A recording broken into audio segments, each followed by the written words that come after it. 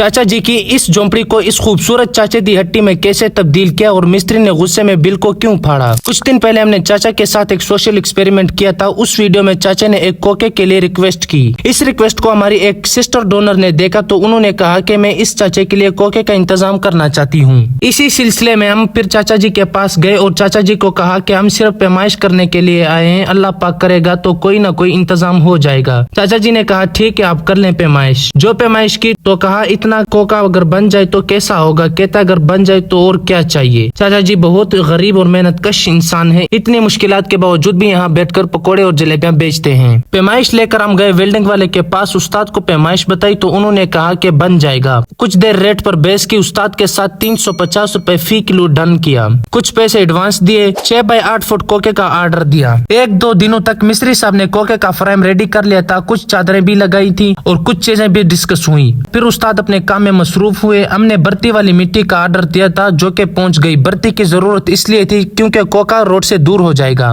बर्ती वाली मिट्टी की कुछ सेटिंग की। कुछ दिनों बाद माशाल्लाह से कोके का काम ऑलमोस्ट 80% हो गया था क्योंकि अभी तक शटर रंग वगैरह बाकी थे और रंग के डब्बे कारीगर के पास पहुंचा दिए ताकि काम की जल्दी से जल्द तकमील हो जाए। और चाचा जी को इस बारे में बिल्कुल पता नहीं था कि कोका रेडी हो रहा है। ये उनके लिए एक सरप्राइज था। जो कलर लेके आए उस रंग से उसको रंगने लगे। जहाँ कोका रखा वहाँ फर्श का होना भी जरूरी था। फर्श के लिए 300 ईंटें लोड करने लगे। गर्मी का जोर भी कुछ ज्यादा था। ईंटें लोड करने के बाद चाचा जी के पास गए और ईंटें खाली करने लगे। हमने चाचा जी को कहा कि चलो फर्श बन जाएगा, कोका जब बनेगा तो ले आएंगे, फर्श पहले से रेडी होना चाहिए। चाचा जी शशोपंज में थे कि पता नहीं कोका कब आता है। रेत भी फर्श के लिए जरूरी थी, इसका भी एक रिक्शा मंगवाया और खाली किया। इतने में कोका भी रेडी हो चुका था। कलर और बाकी चीजें मुकम्मल हो गई थी। कोका को लेकर जाने के लिए एक फर्शे रिक्शे को मंगवाया। 7 से 8 बंदों ने हिम्मत करके इसको फर्शे में लोड किया। कोका को अच्छी तरह से बांधा क्योंकि हाइट ज्यादा थी, गिरने का खतरा था। फिर आहिस्ता आहिस्ता रवाना हुए कंप्यूटराइज कंडे की तरफ। तराजू पर रिक्शा को कड़ा किया और चल दिए ऑफिस। उन्होंने वजन किया तो टोटल वजन 530 किलोग्राम हुआ, जिसमें 288 किलोग्राम वजन रिक्शा का था तो साफी वजन कोका 242 किलोग्राम बना।